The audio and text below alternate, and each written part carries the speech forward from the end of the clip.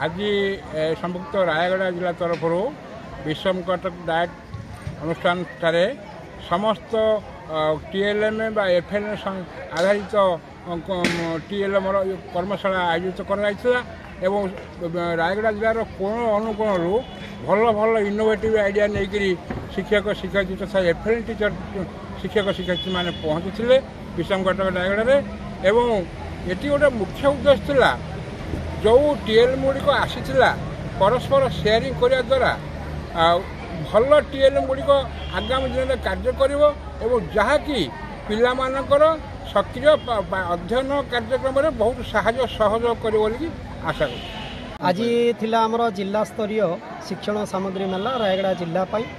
जो कि आमर रायगढ़ जिलार सबू क्लस्टर जोड़ा 145 क्लस्टर रही आंचलिक साधन केन्द्र सेठू प्रत्येक क्लस्टर जड़े जड़े शिक्षक तांकर जोड़ा शिक्षण सामग्री तैयारी करी आसते सहित तांकर सीआरसीसी आसते एवं आमर 11टी ब्लॉक रे 11टी एफएलएन मॉडल स्कूल रही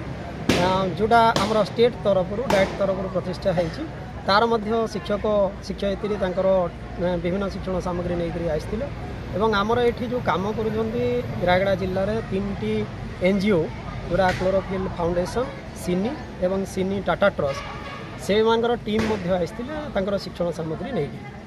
एवं आज गोटे दिन ना केते दिन कार्यक्रम ना यहाँ गोटे दिन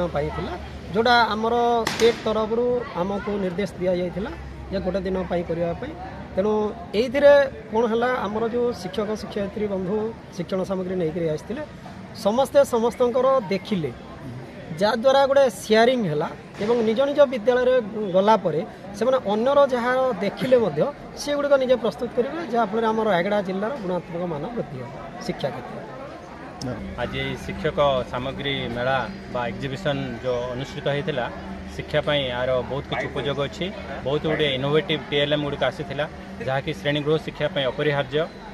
तो बहुत सुंदर थिला आ शिक्षक शिक्षयित्री माने बहुत खुशी बहुत इनोवेटिव टीएलएम गुड़िक प्रदर्शन करते और ये गुड़िक जब श्रेणीगृह उपयोग करा जाए तेज शिक्षार मान निहाती भाव